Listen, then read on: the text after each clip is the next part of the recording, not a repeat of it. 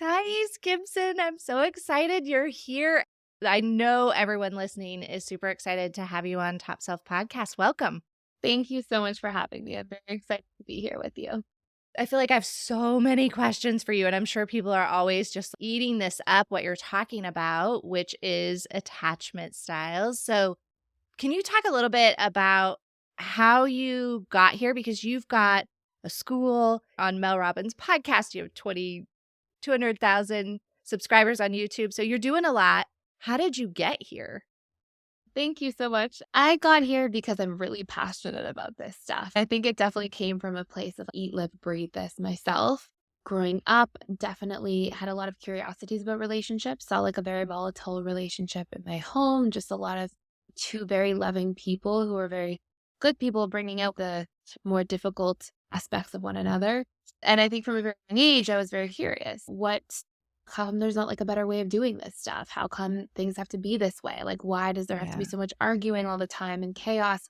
And I think as a very sensitive child, I internalized a lot of that and really sort of sponged up all of the arguments and art and fighting, Mm. and really was also a little bit parentified, quite honestly. So I was in a place where I was playing the emotional role of a parent sometimes, making sure I would check on one parent after an argument, go Mm. back and check on the other parent, tried to soothe my parents as a young child, which is actually quite common for a lot of people in their upbringing. And so I think from a young age, I was already being conditioned in a sense to be in this kind of space. And I've always loved people and really wondered what made people tick. Definitely that was a starting point, is being curious about relationships and people. And then honestly having to do a lot of self-work on my own healing journey after going through some really big struggles, which is a very long story, but with actually being addicted to opiates from about almost 15 years old to about 20 and a half years old.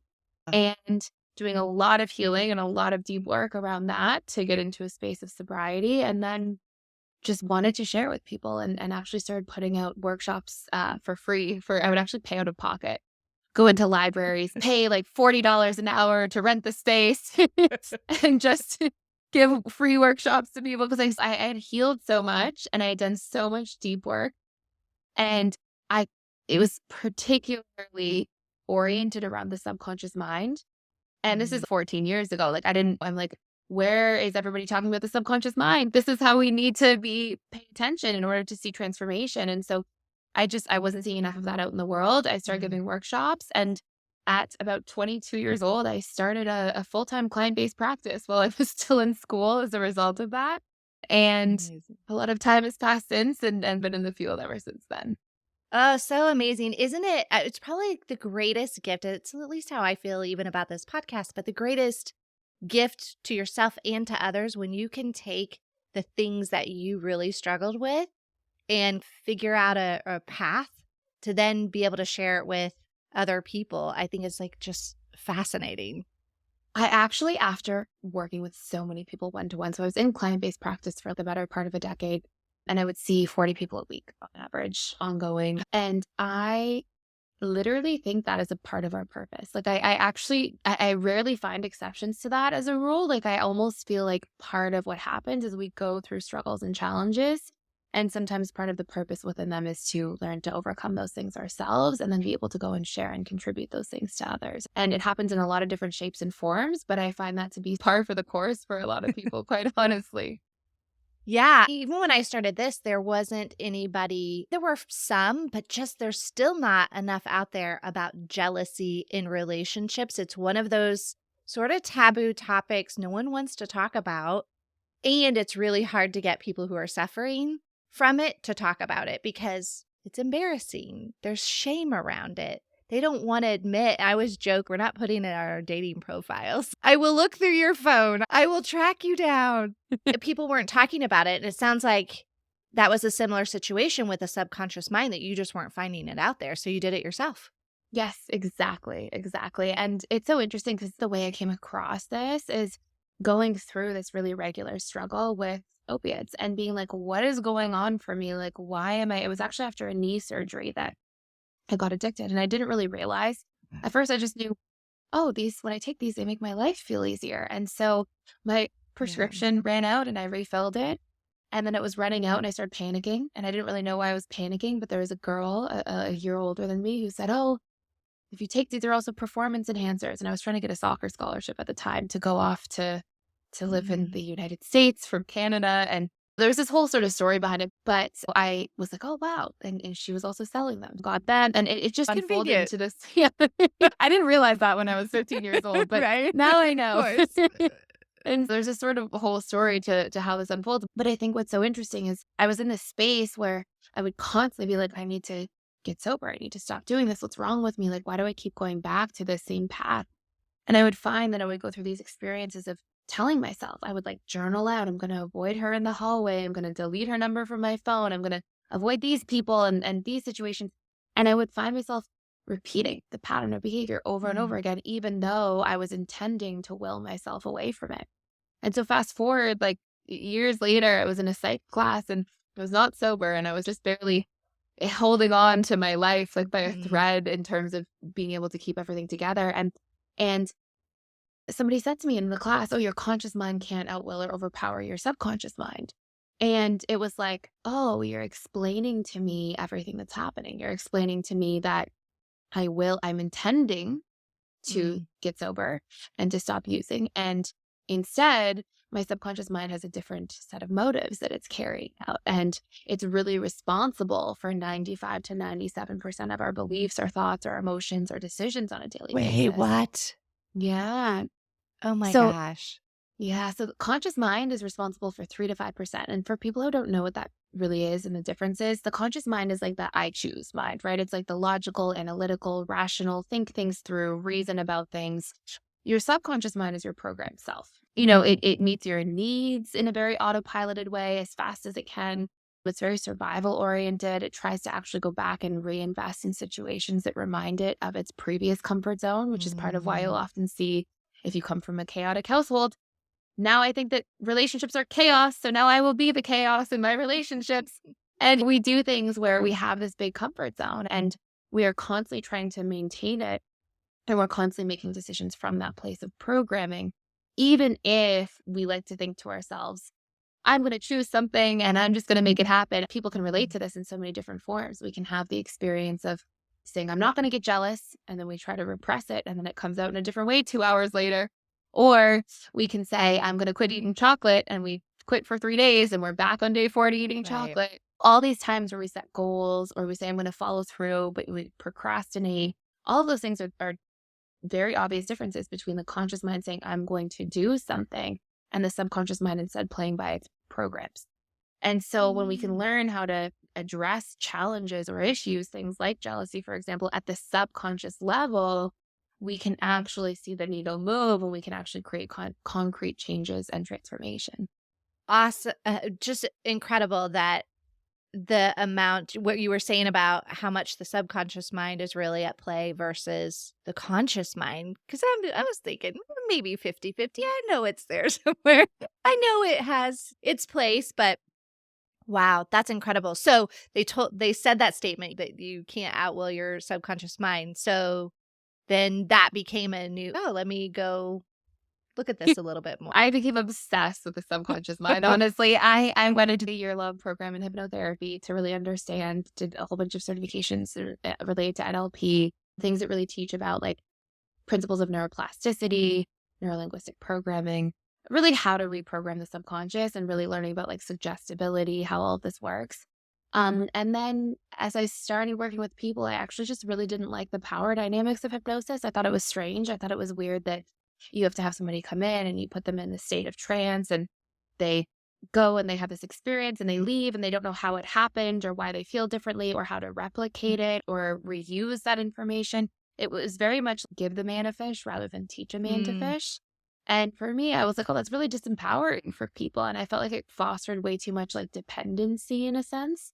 So I got really interested instead on like educating people how they can reprogram their own subconscious mind and different steps they can take to understand in a very simplistic format how it works, what you can do, how you can start immediately and get results in the shortest period of time. And that became a big arena of how I started running my sort of future practice and career.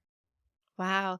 Yeah, because I know just when I was at the height of my jealousy, that would be the thing. And I would say all the time, as much as it was a struggle for my partner, because they get to the point where it's okay, enough. I can't handle it. We couldn't go to dinner. We couldn't go to a movie. We couldn't go to events because my jealousy would just, I'd have these meltdowns or explosions sometimes, just depending.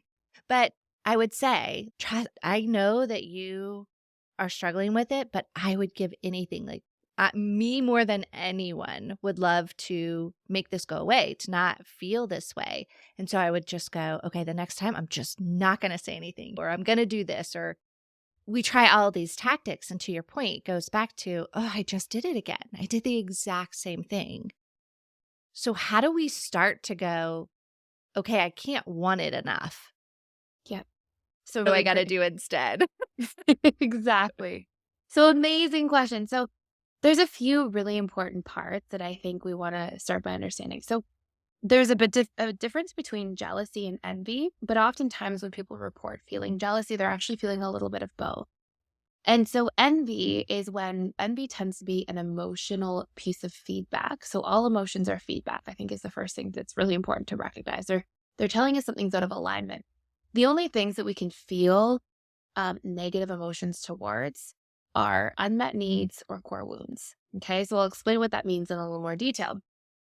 If I were to move to a new country, and as somebody who has a big need for emotional connection, if I were to move to a new country, and specifically one that doesn't speak the same language as myself, I don't know how to speak the language, and I leave my husband and my family and my friends all behind, I'm going to go to a new country and I'm going to feel negative emotion. I'm going to feel probably sad or lonely.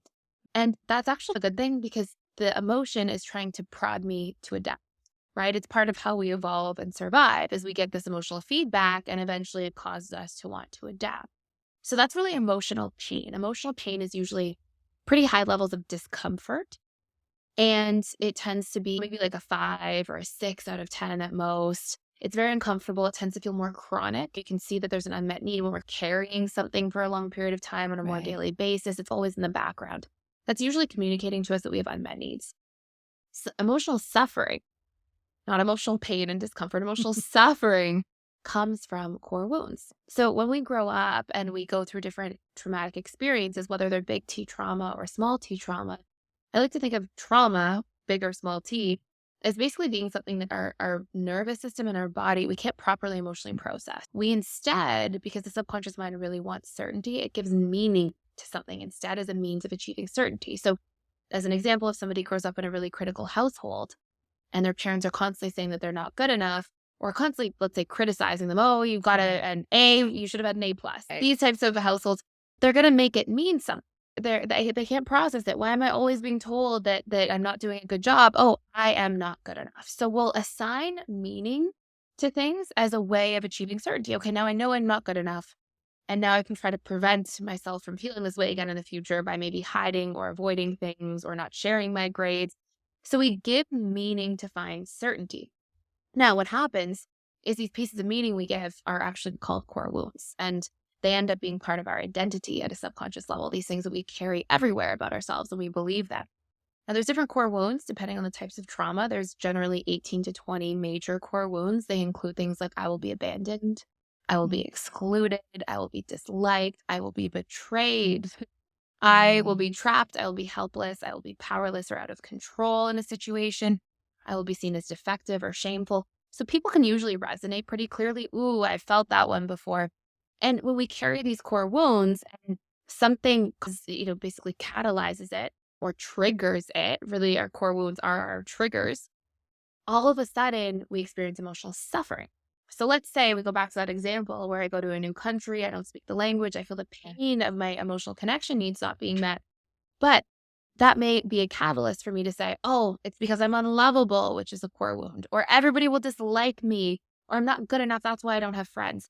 As soon as I start storytelling about the unmet need, all of a sudden I experience emotional suffering. And usually when we're triggered and we have emotional suffering, it's higher than a 6 out of 10. Usually we're like really feeling it. It's a 7, an 8, a 9, Yeah. sometimes a 10 for people. And so the first thing we want to know is that our emotions are feedback. So when you look at jealousy and the specific emotion, we want to unpack, well, what's the specific feedback that it's giving to us? And going back to that idea of differentiating jealousy from envy lets us know that some part of ourselves has been left. Right? Okay, so it's really about an unmet need. I had a client one time and I was working with her for like maybe 6 months. She was very successful in the corporate world. And she said, Thais, I saw her on Monday and she said, yesterday I was walking around downtown Toronto and she said, I saw this woman painting on the street and trying to sell her paintings on the street. And I felt so envious. Like I haven't shaken this feeling. What's going on? And I didn't even know this about her after 6 months, that her whole early childhood, she wanted to be an artist. And instead, she was like conditioned. She had to be all about financial security and be successful and achieve. Mm. So she left her unmet needs behind of creativity and self-expression. And what happens is when we experience envy, it's letting us know it's representing this lost part of yourself, basically. And it's actually giving us feedback that, hey, we will let go of the envy when we start getting the needs met for creativity and self-expression. So a Mm. huge part when we're starting to unpack is I like to separate out first the envy versus the jealousy. Is there a part of whatever you're feeling envious around that is representing a lost need in the relationship to yourself? Do you mind sharing maybe for a moment a time that you might have felt envious? So specifically, not the possessiveness of jealousy, we'll go there in a moment, but just like envy in a Right. sense. My gosh, when you were saying that, I was like, oh, she wanted to be an artist. And she was a bit envious of that person who was painting. But then I think about it and I'm like, I would get envious over like all kinds of different things. If somebody could sing, if somebody was a good dancer, if somebody had dark hair and blue eyes, Thais. But so then I was like, oh my gosh, if I had all these things, I would be a harmonica playing who knows what, all of these things, meaning like I'd play a guitar, I'd be able to sing, I'd be able to dance, and nobody can do that. So I feel like it's just everything if I couldn't do that thing. And if I could do all of those things, if I could be you and have all of those things, play the harmonica, music, instruments, Yeah. look whatever way I want to, all these things, what would then happen? I would finally be worthy of love. I would finally be good Yeah. enough. What is it for Yeah, you? I'd finally be good enough and worthy of someone being like, oh, I want to keep that. I want to have that. I want that to be my person. I And finally would be worthy of love enough for somebody to yeah, stay. yeah, yeah, exactly. So you can hear in that, you know how we talked about the two parts? So the first part is the unmet needs. The second part is the Mm-hmm. core wound. So you can hear in that like envious piece, which is actually more related to jealousy, which is interesting. And the way you said it is more related to jealousy. Jealousy tends to be more about both of them are both, but jealousy would be more the possessiveness and it's usually about core wounds. You can feel the difference Yeah. too. Envy is like a longing and it feels uncomfortable. Jealousy is like a big, we feel the triggering event. Yeah. And usually what we're actually feeling jealous about is we are scared that somebody is going to take our needs away because they're going to find somebody better or they're going to change their Mm-hmm. mind. And our core wounds are triggered. Oh my gosh, this person has this and I don't. And that makes me not good enough, or that makes me about to be abandoned, or that makes me unworthy. And so that part of it is where we experience so much of that discomfort because when core wounds are triggered, it feels absolutely terrible. Mm-hmm. Yeah. Yeah. I hear it all the time too of people saying, gosh, I'm triggered now just watching TV because there'll be a female that looks great and I don't have that body type. I don't look that way. Or my husband is working with this new woman at work who's extremely smart and has everything together. And we can't stop the world. And so it feels almost suffocating to them of what am I supposed to do? I can't escape this. Totally. And then it's this sickening kind of anxious, worried, dooms feeling on a daily basis because they're constantly being hit with those triggers all day long. And so you know how we said like emotions are feedback? It's interesting Mhm. because our emotions will let us know when we have an unmet need or when we have a core wound that's being activated. And if people go underneath, so it's interesting. Usually the more core wounds that are being triggered at once, the more terribly awful we feel. Right. So for some people, they feel jealous because let's say their coworker did really well in the report and they didn't do as well in the report and they make it mean, oh, I'm not good enough. And so they feel this sense of jealousy around that. For other Mhm. people, It's, oh my gosh, there's this very attractive person talking to my partner who I love with my whole heart and soul. And I'm really scared that they're gonna this person. And it feels like a Mm, threat to my need to yeah. not be abandoned, which is a core wound, to feel good enough for my partner, core wound, to not be betrayed by my partner, another core wound, and to feel Mm, worthy of love, core wound. So oftentimes with jealousy specifically, what's happening is some experience, if we have a lot of core wounds that we haven't reprogrammed, some experience is causing us to give the situation very painful meaning. And a way that individuals who are listening to this can actually bring up exactly what core wound it is for them is you can ask yourself the question, the moment that I'm feeling really jealous, if it's your partner talking to somebody at the bar or if it's your coworker doing better at work, the moment you feel really jealous, what do I make this mean about me and what is my worst fear will happen as a result? And you'll see mhm. it's a very obvious, oh, I make this mean that I'm not good enough and I'm afraid I'm about to be abandoned. And now Yeah. you know that those are those big core wounds. And the cool part about like bringing the subconscious mind into the process is once we've identified those core wounds, we can get into a position where we reprogram. So that's a really Mm, big part of what jealousy is. And we can talk about how to reprogram in a moment. I will say one other thing. You know how we said envy and jealousy are both unmet yeah. needs and core wounds? The unmet needs part is usually the thing that we are feeling, the person that we're feeling jealous about, usually we feel like is a threat to us being able to keep our needs. Mm, So, a lot of times, people who are struggling with chronic jealousy and really intense bouts of jealousy also haven't actually done a lot of individuation work. So, they tend to be a little bit codependent and they tend to derive their sense of self and identity from the outside in rather than the inside out. mhm. Meaning, if I don't know how to soothe myself very well, but I really rely on my partner to soothe me by being supportive, being kind, helping me regulate. If I'm not very good at seeing and hearing myself by noticing my own emotions that are going on or journaling or doing introspective work, but my partner makes me feel seen and heard, then what's going to happen is when there's a threat to the object of jealousy, right? When there's a threat to it, oh, now somebody comes along and speaks to my partner in a flirtatious way, it's not just the core wounds. Oh, what if I'm not good enough? What if I'm unlovable? What if I get betrayed? But it's also, what if this person coming and talking to my partner takes my partner away and thus takes these needs away? I'm in learned helplessness usually, if I'm feeling a lot of jealousy, with meeting in the relationship to myself. And those are really the two root causes as it stands. So good. And it makes sense because I relate it to it almost feels almost like a drug addiction in a sense of, oh, I have this need and I cannot stop until it's going to drive me crazy. I've got to do something about it. I can't stop until I get that assurance from my partner. They give it to me. I feel good for a little bit. Then I need it again. It's just this cycle. And something that's so interesting, so I love that you brought that up. So something that's so interesting that happens is when we go back to talking about the subconscious mind for a second, the subconscious mind has a comfort zone.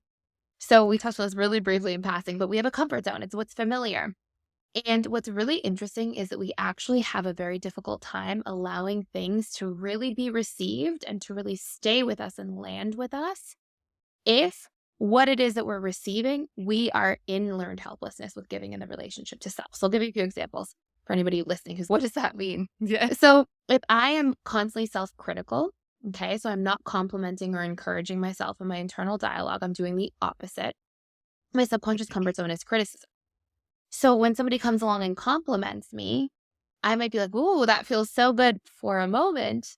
And then because my Mhm. subconscious will, it's almost like there's a hole in the bucket, right? There's a leak. And so Yeah. because my subconscious will be like, wait, and it's not part of my comfort zone, it will actually work to reject it because your subconscious equates familiarity to safety and thus survival. So usually for people that will look like, oh my gosh, that person just said that really nice thing to me. That's so sweet. That's amazing. Oh, I can't believe they said that about me. Wait, nobody says that about me. They probably don't mean it. They're probably being nice. They They're probably have just being nice. they probably have alternative motives. Alternate motives.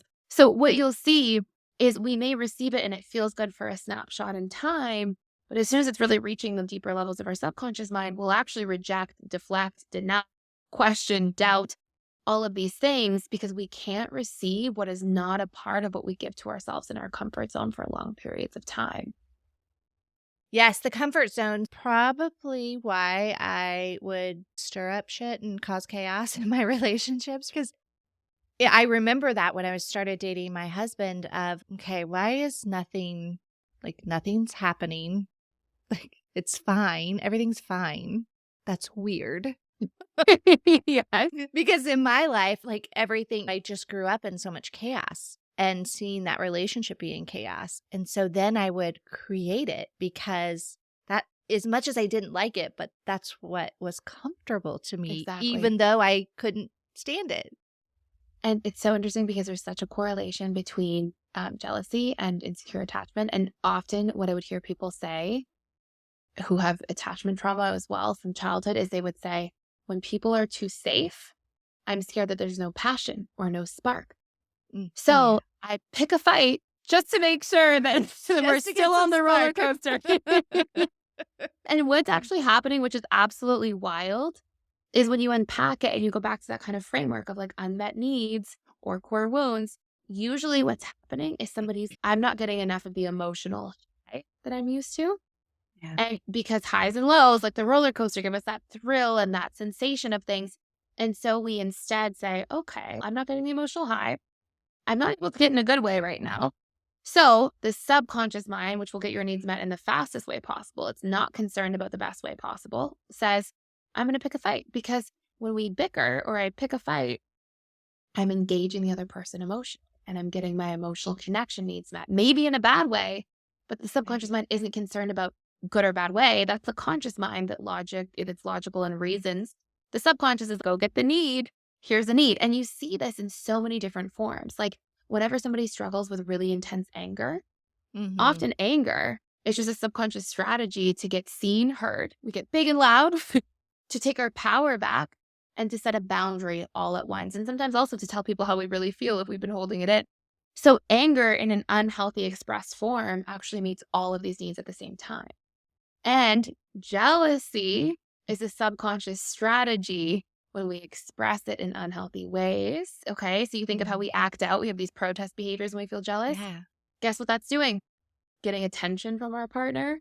It's getting Mhm. the ability to get reassurance. Hopefully, that's what we're hoping for in some sense. So the expression of jealousy in unhealthy ways is also a subconscious strategy to redirect attention back towards us, try to gain that reassurance.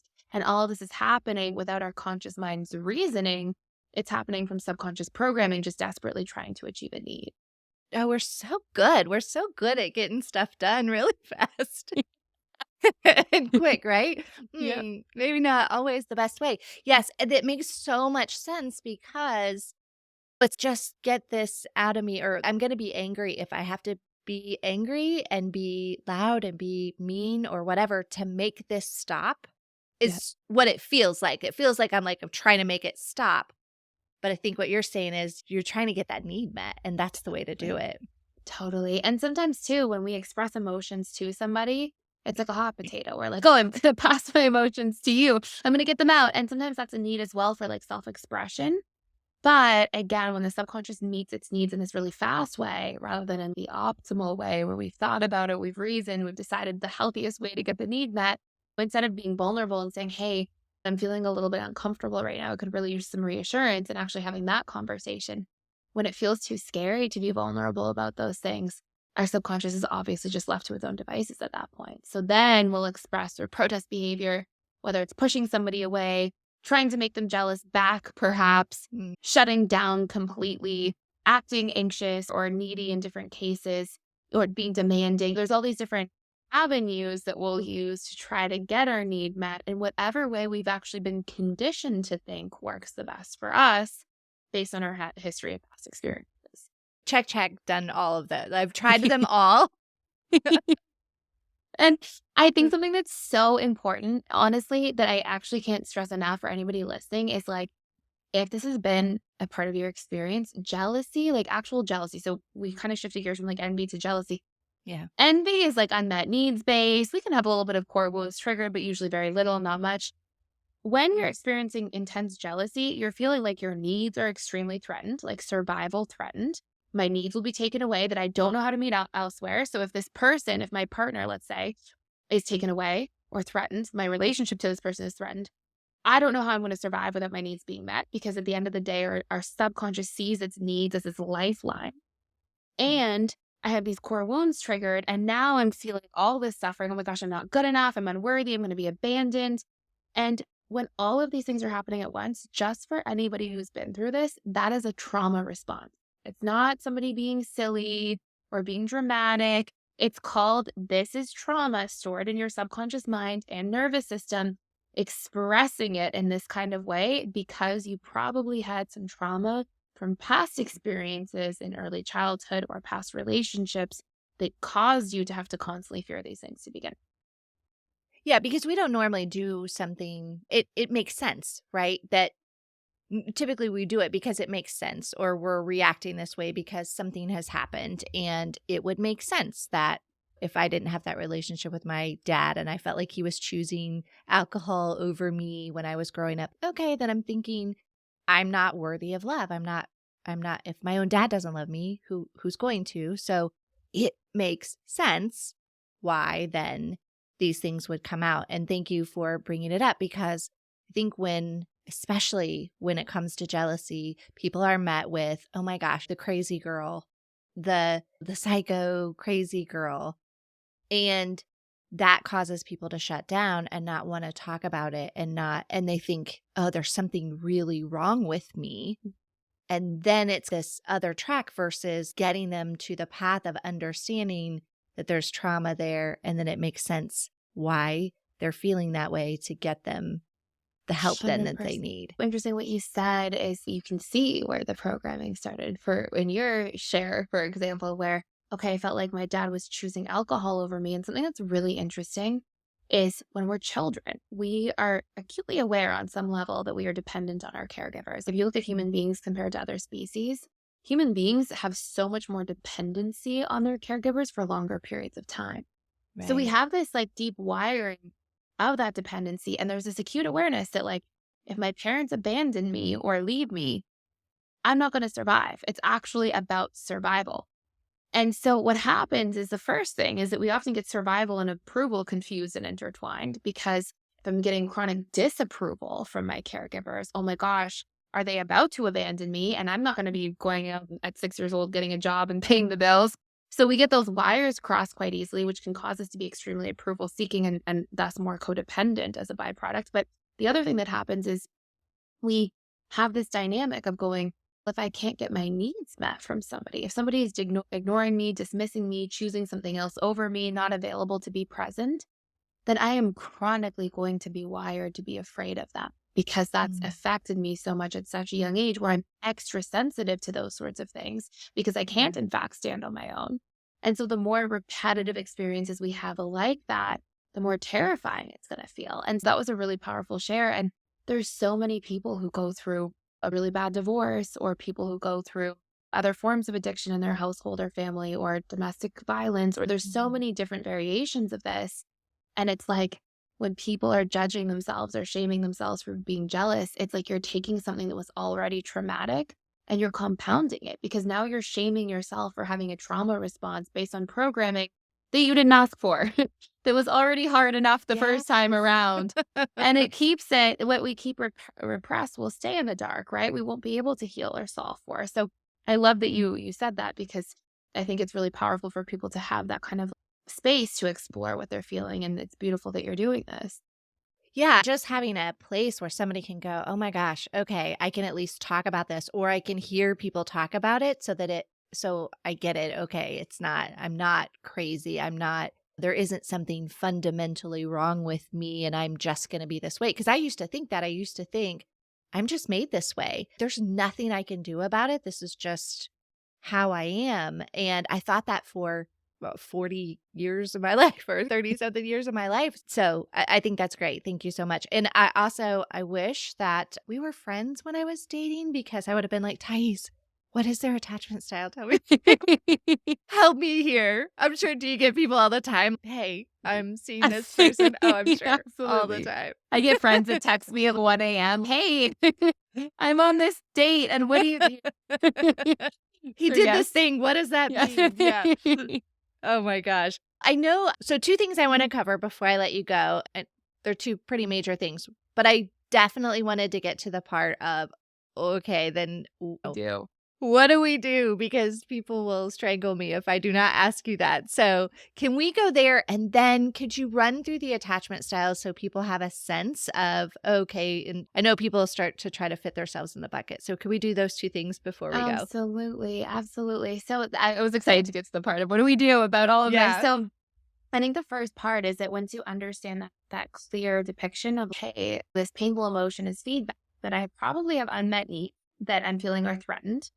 And they're usually around whatever I feel like is being threatened, my partner, my job, whatever it is. I probably feel like what needs that thing meets, the job, the partner, whatever it is you're feeling jealous around, you probably don't have many good sources in other areas of life to get those needs met. You're probably feeling on some level disempowered, because if you felt like your buckets were full, your needs buckets were full, they were overflowing, and then there was some sort of threat here, it just wouldn't be able to land in the same way. Okay. So we want to understand that part, and we want to understand I also have core wounds, and I'm telling myself all these stories about how I'm going to be unloved. So now what do?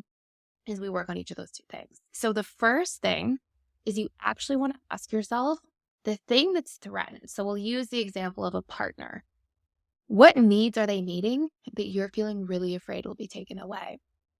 And what's really interesting is usually those exact needs. I would do this with clients in client sessions back when I had my practice. And I would say, what are your needs? Tell me. And we'd say, oh, they make me feel seen, protected, loved, supported. And I would literally write on a piece of paper a column. And I'd be like, okay, now we're going to rank how much you're getting those needs met, either in relationship to self or with other healthy sources in your life. And they would always be like a 0, a 1, a 2, maybe a 3. And so we are basically latching on, and we're addicted in a way to these needs being met through this one person because they seem to be our only major source. So what we do is we say, I got to go practice getting these needs met in new forms. And I have to use this as feedback that something in me doesn't feel whole without this person. And in fact, I will be more whole, and I will be able to show up in a more secure and healthy way in the relationship and self-soothe better and take things less personally, all of the above, when I'm able to go get those needs that I'm feeling will be taken away if this relationship is threatened or the job is threatened or whatever it might be that you're feeling is threatened with that feeling of jealousy. So that relationship can be important, but it's to the point, we can't make it our whole world and the only source that we're getting, because then it's like critical that we just chokehold that relationship and not let it go. absolutely. So there's this old story. It was one of my favorite books for a long time. It's still right up there, top 5 or 10. And it's called The Mastery of Love. And it's a book by Don Miguel Ruiz. He also wrote The 4 Agreements. He's like an amazing author. And it's a beautiful, simply written book that's really easy to read. And he gives this story, and I'll probably butcher the story a little bit because I read this book like 12 years ago. But he gives this story, and he talks about this analogy of a magical kitchen. And he says, imagine you have a kitchen, and all day long, your kitchen cooks whatever you want. You want a pizza, snap your fingers, there's a pizza. You want ice cream, there it is. And somebody comes and they knock on your door and they say, hey, I have a pizza for you, but in exchange, you have to do all these things for me. Clean my house, do my laundry, be kind to me all the time, do all these things I want. And they're a stranger. You're going to look at them because you have your magical kitchen inside and be like, why would I do all these things with all these stipulations attached when I already have everything that I need right here? I have all the pizza. I can get everything I need instantly. I have sources for this, right? And then he goes on to share the story of, now imagine your magical kitchen breaks and you have never had to get food on your own. And it's been 6 days and you're so hungry. And this person comes to your door and they say, I have a pizza, but you have to do all these things at the same time. What are you going to do? You're going to be like, of course I will. I'm starving. And the analogy and the whole book, The Mastery of Love, is actually about self-love. And the analogy is about representing this idea that we actually, if we're starving for something and we don't have the empowerment to meet these needs within ourselves, we will be in relationships where we know there's a lot of red flags and downsides. We won't leave situations that actually are really unhealthy for us. We'll put up with behaviors that are absolutely not okay. And consciously we know better, but our subconscious mind will keep going there if we continue starving for those needs. So making one person your source not only increases the chances that you're not going to have healthy relationships because you're willing to settle with things that are not okay, but on top of that, it's going to create dysfunction because as soon as we're so triggered by things, it creates more fighting, we can't actually be prepared and ready for a healthy, balanced, secure relationship if we don't have access to those things that the relationship represents. Mm. Oh, So I it's have eaten some horrible pizzas in my past. I I I've understand. settled for some really bad pizza. And it's beautiful feedback. They're hard lessons, but it's beautiful feedback for anybody who might be in that space, not in the past, but in the now. And if you had steps for just that needs part, it would be step one, write out what are the needs that my partner really needs or that the job really needs, whatever I'm feeling jealous over, like what are the needs? And step two would be rank them. How from 1 to 10, how good of a job are you doing at getting these needs met through other sources? The ones that are ranked really low, we want to start doing the work. So then we want to be like, how can I get these needs met from other people in my life in healthy ways through honest self-expression? Hey, I want to feel more seen in our relationship. I'm going to Mm. communicate more vulnerably. I need to have more time to have quality time together. Okay, maybe I need to have quality time with friends and family members and multiple people in life. And then arguably the most important is how can I meet those in relationship to self? And Mm. usually the most common ones I'll see are things like feeling seen. We see ourselves when we meditate and we witness our thoughts and our emotions and the sensations in our body. Or we see ourselves when we journal or do personal growth courses or read books and see how these things relate to our lives. These are elements of us being able to gift these things to ourselves that we're otherwise starving for and then seeking a little too much externally from others. Sometimes people will feel really kind of limerent or like really infatuated with being protected. They're afraid of Mm. losing the protectiveness of their partner. Almost Right. always, those are the exact same people who really struggle to set boundaries, so they can't protect themselves very well. So they overattach to that externally as a means of serving that purpose. Again, not consciously, these are subconscious kind of Right. autopilot things. Sometimes we'll get really attached to people who make us feel supported or who are a safe space to express our emotions because we won't with ourselves and we don't support ourselves very well. We can look at how can I show up and give those things to myself. And that resolves when we actually do that work and we show up consistently. Research shows it takes roughly 21 days to like actually reprogram to create new neural networks and neural pathways. So at first it might be like, oh, this is weird. I'm seeing Yeah. myself, I'm meditating, I'm journaling. Doesn't feel that great for the first 21 days. Once it's patterned in, it will be a part of your comfort zone. And now what's really interesting is your subconscious actually starts to feel good about receiving from self. And so we'll actually feel like we're building a relationship to ourselves. We'll start enjoying our own time alone more frequently and Mm. enjoying being with ourselves. And we'll be able to self soothe way more effectively, which means less jealousy, less feeling Right. threatened, less having to deal with those things to begin with. And that's really that big part one. And then we get into the core wounds part afterwards. Oh my gosh, so good. And what a simple question too to ask yourself. What is my partner giving me? What needs are they meeting? And then being able to go, "Oh, okay. Let me go figure out how I get them somewhere else." Exactly. That's awesome. So good. Exactly. Go ahead. Do you want to do the part two? We'll do the core wounds part. Yes. Yeah, I'm trying to keep you on time, so I'm I'm trying to okay. really. If you're good, I'm Okay. good. So the second part is the core wounds. So I'll give a really simple tool for reprogramming. First of all, our core wounds are basically our baggage. They're the things that we've carried with us for a long time that honestly they suck to carry, let's be honest. Like they are not fun. Nobody likes to feel not good enough or unloved or like they're always going to be betrayed. Like these are the worst things. Yeah. So when you're trying to actually reprogram, there's a really simple tool called autosuggestion. There's basically 3 steps, but I'll just give a little bit of context. So your subconscious mind speaks through emotion and imagery. It does not speak language. I'm not really a big fan of affirmations. If I say, whatever you do not think of the chocolate chip cookie, you probably thought it's chocolate chip cookie. Right. And it's because your conscious mind hears do not, but your subconscious just hears emotion and imagery. So it just goes, chocolate chip cookie, feels the good emotions associated with it, thinks of the chocolate chip cookie, sees it as an image, right? And so what happens is when we're trying to say, let's say we're trying to get rid of a core wound, I'm not good enough. We can't just say I'm good enough, I'm good enough, I'm good enough, because we're just speaking to conscious mind. Subconscious mind, we want to speak in emotion and imagery. So what is the container of all emotions and images? It's actually our memories. So if I were to say to somebody, okay, tell me your favorite childhood memory, and they close their eyes and they're like, oh, I was playing on the playground and I was with my friends, they would see the images of the playground and they would smile because all the emotions would be intact from that original experience. So what we want to be able to do is go, okay, how do I leverage this? I need repetition, emotion, and imagery to reprogram. And nobody wakes up every day saying, today I'm going to tell myself I'm not good enough 100 Right. times. These are not conscious, intentional things. These are autopilot. These are patterned programs that we're not trying to do this. They are happening. So what we want to do is we say, okay, I have to use my conscious mind to speak to my subconscious because that's where the wounding is, right? It's not up here in my rational reasoning. So what I do is I go, I need 10 memories of how I felt good enough because memories give me, the 10 gives me the repetition. The memory gives me the emotion and the images. Now research shows we need 21 days. So I get 10 memories of how I felt good enough. I record them into my phone. So I can hear them. And every day for 21 days, I have to listen back and I have to see it and feel about it as I'm going through it. I have to be present for that 3-minute recording where I'm talking about the memories.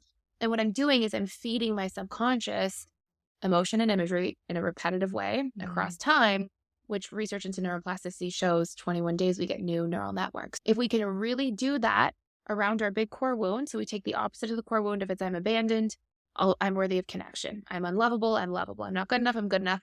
10 pieces of memory, 21 days, we listen back to it, actually reprograms our core wounds. And it's actually extremely effective as long as we stick to it for that 21 days. Wow. So it's 10 different pieces, you're saying. Like, Yes.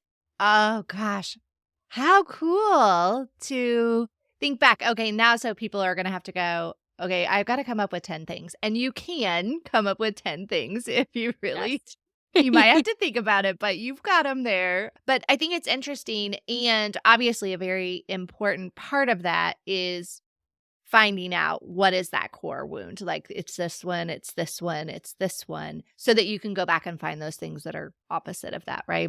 Exactly. And when we go into those things, each of those, sometimes people are like, how do I come up with the 10 pieces? Which is a very valid question. And because usually when we haven't been looking or thinking this way, it's actually hard to we almost have to go in reverse, like backtrack thinking the way we think about ourselves. But it's Right. very beautiful, beneficial work to leave the core wounds behind. So it's worthwhile. What you can do as a hack is you can scan the different 7 areas of life. So in my career, how have I shown up in ways that are good enough? What characteristics or qualities have I shown up with that make me good enough? Not because I'm pretending, but who I truly am in my career. That I'm truly a contributing person or a caring person of my coworkers or whatever it might be, who you truly are. Okay. Career. Financial. What are things I do in my financial area of life that are good enough? Do I budget in a good way? Do I make an effort to develop more streams of income? If I don't have anything in that area, skip to the next one. You don't have to have good ones for all areas. They're just helpful prompts. So career, financial, mental is like your learning areas of life. So hobbies, philosophies, political views, natural habits that you learn about, things you read about. Where are you strong there? Emotional, how you regulate, how you show up, how you personally grow and develop, any work that you're doing. Spiritual, that can be meditation, Buddhism, religion of some sort, anything there where you show up in ways that you're proud of. Physical can be your physical health, body appearance, any of those things. And then relationships, how you show up as a good friend, family member, romantic partner, whatever it might be. So you could scan those different areas of life if you Sure. need those extra prompts. But honestly, if somebody's determined, it's quite easy to come up with those pieces of evidence. And then it's just patterning them in. You just need that 21 days, listen back, feel about it, see the images of those pieces of memory, and you're really able to rewire those things. And so when we rewire those core wounds and when we meet those deeply unmet needs, we're actually dealing with the root cause of what's creating that trauma response of jealousy to begin with. We can actually shift and change so that we are not experiencing jealousy like that anymore. Oh my goodness. So good. So good. And I don't want no feedback on not having to hear your voice for 21 days. We're going to hang in there and listen to our own voice for 21 days. It's worth it, right? Yeah, absolutely. Thank you so much for that. Okay, can we just run through the 4 attachment styles very Totally. quickly?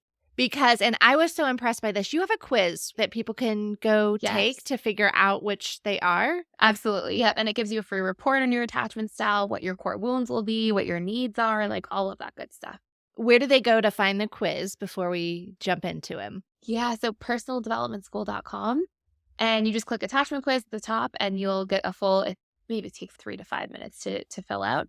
There's about 30 questions and it helps you really discover exactly what your attachment style is and then gives you some tips and tools and feedback about what you can do to make some shifts and changes.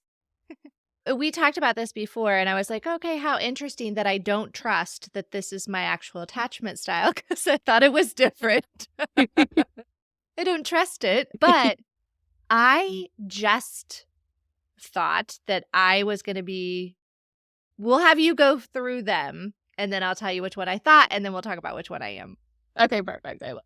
So there's 4 attachment styles. This is where a lot of our small T or big T trauma comes from because our biggest imprints are usually in childhood, and we're actually extra suggestible until the age of 8. So we're really like getting a lot of programs in a really deep way until that age.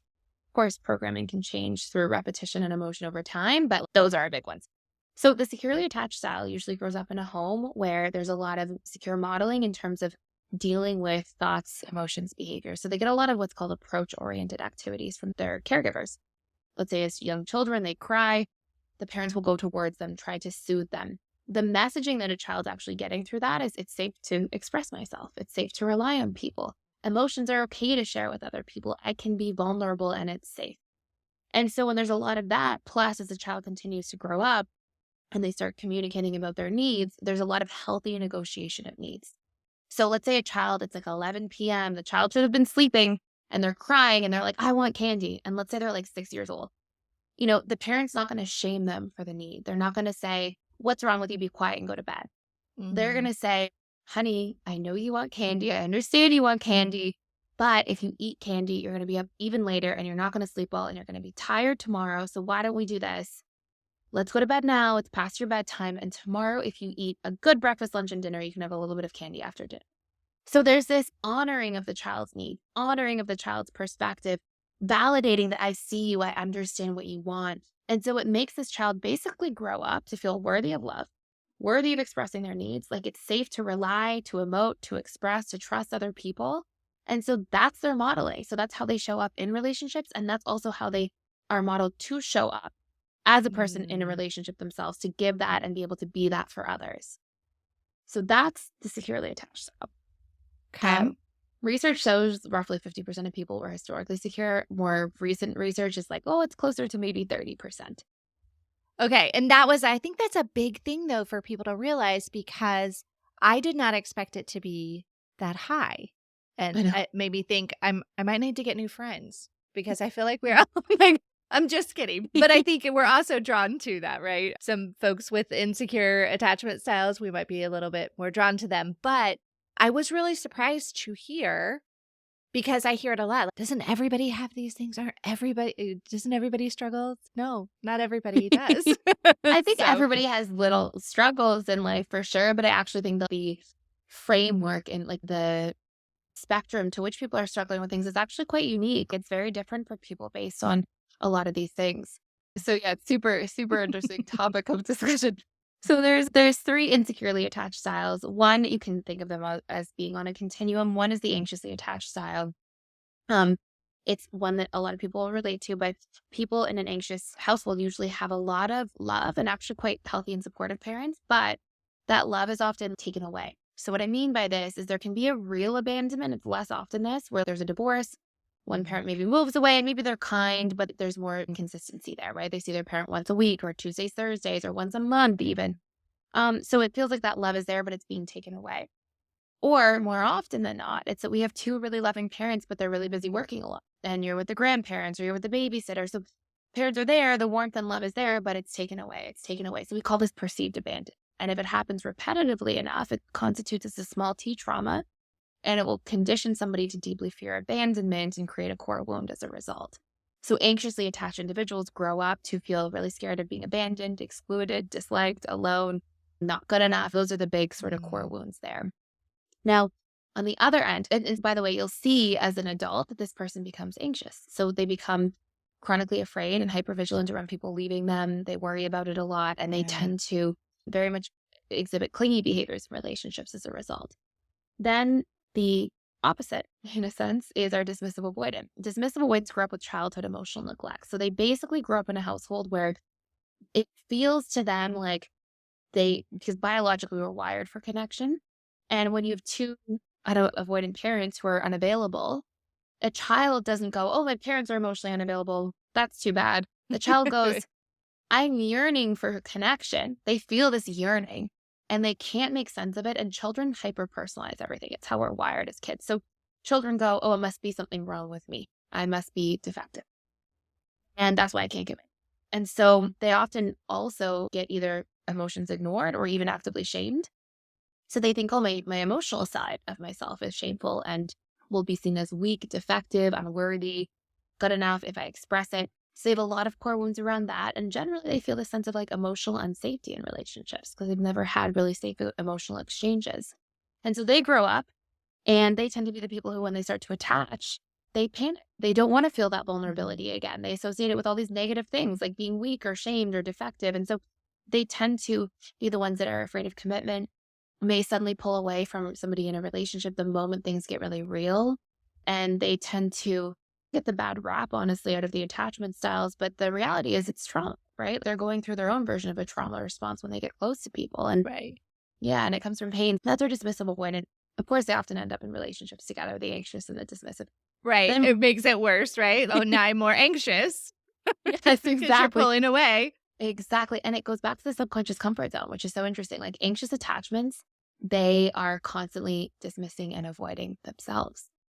So their zone of familiarity is to attract people who also dismiss and avoid them because it's what's familiar. And dismiss avoidants are very preoccupied with the relationship to themselves, their own time, their own space, because that's how they regulate themselves. And they often attract people who are very also preoccupied with their time and space. So it's very interesting. But last but not least, there's a fearful avoidant. Fearful avoidant is sometimes also called disorganized attachment style. They tend to have the most, both big T and large T trauma statistically in all the attachment styles. And basically, what is formed through the fearful avoidant is they tend to have conflicting experiences about love and connection. Some really good ones, some really awful ones. And the range tends to be much greater. Basically, you can imagine, and actually the example I often use all the time on podcasts is if there's a parent who's an alcoholic. And so the parent comes home one day and they're in a great mood. They've had a few drinks. They're in a good mood. They're really loving. They're extra nice. And that's great. And another day they've had a few too many drinks and they're angry and mean and cruel. Another day they're sobering up and they are going through withdrawals and detox and they are in a terrible place and they can't really extend anything to anybody. And maybe then at some points or sporadic periods in time, they have these periods of sobriety and they're really trying to make up for lost time and they are showing up kindly and they're doing their best. And so it's like you never know what you're going to get. You've got these really nice experiences sometimes and really terrifying or confusing experiences other times. And what happens is sometimes why fearful avoidants are referred to as disorganized is because they can never form a proper attachment strategy. Anxious preoccupied, it's like love is safe. As soon as I can get people near me, let me just get close to them. That's my attachment strategy. Dismissive avoidants are like, people won't show up for me. I'm just going to like totally stay away from people and just meet my own needs. Fearful avoidants are like, I don't know what. Like I don't know what to do. And so actually what their attachment strategy becomes is to be extremely hypervigilant. They notice everything. They notice any shift in pattern, behavior, and they actually share in the core wounds of both the anxious and the avoidant attachment style. They have the fears of abandonment. They have the fears of being alone or excluded, and they really feel that. And that's really big for them because they have wounds there. They get core wounds there. But they also have the fears of the dismissal avoidant, which are like, what if I'm weak, if I'm vulnerable, or share too much, or say too much? What if something's really wrong with me at my core? I am defective core wound. And they also get scared of feeling trapped, helpless, and powerless in the wrong relationships. And so they basically can become like a bit of a pendulum swinging where sometimes they'll really feel their anxious side and other times they really strongly deactivate, shut people out, leave relationships quickly, push people away. And so basically they really have both parts to their attachment style as a whole. And the biggest wound that they tend to carry is I can't trust, because if you never know what you're going to get, you're always waiting for the other shoe to drop. And so this sense of not trusting that the person will be loyal or faithful or that they won't abandon them eventually in the future or they won't get bored or change their mind or, all the things that could happen are there. And so obviously that tends to be a place from which people often experience a lot of jealousy as well. Yeah. Ding, ding, jealousy. Jealousy, not trusting, all of those things. That's what we were talking about. And you were fearful avoidant as well. I was fearful right? avoidant. Yeah. I was fearful avoidant. I definitely have experienced a lot of jealousy. Funnily enough, I was definitely more, if I felt jealous, I would just deactivate. I would be like, oh, okay. I wouldn't even share it, express it. I'd be like, okay, I don't want to be in this relationship because this person's not making me feel good. And so that was there for me for sure. More of it was just like totally debilitating fears of trusting, like in general. It would be less like, oh no, what if they like someone else or things like that. Although that was there. I definitely had a relationship in particular. I like looked through this person's phone, all kinds of stuff. Did the whole jealousy dance for sure. Been there. But more, I would tend to pull away from situations like that. If I felt like that, it was such a bad feeling for me, such an uncomfortable feeling that I would like sabotage a relationship Yeah. as a whole rather than even try to get reassurance from the person. But you can really see it from a fearful avoidant because they have the anxious and avoidant side. You can see it go either way. You can see that they become anxious and clingier over those experiences, or they go, get out of Right. here and really push away over those experiences. And it can actually change depending on the relationship or depending on just the situation that's happening on a daily basis. Yeah, and I've seen people just leave really, "I'm just gonna break up Yep. because I can't handle feeling this way, so I'm just gonna break up." It's gonna be there again, Exactly. unfortunately. Exactly. You're gonna be breaking up a lot. Exactly. This is absolutely true. Yeah. Thais Gibson, thank you so much. Oh, by the way, I thought I was anxious, Anxious. preoccupied. I am not. I'm fearful, avoidant, and it was a surprise to me. So thank you for bringing that to my attention. And thank you so much for spending time here and really going through it. I appreciate you being here. Thank you so much for having me. This was a blast. I had so much fun and really appreciate you having me. Thanks.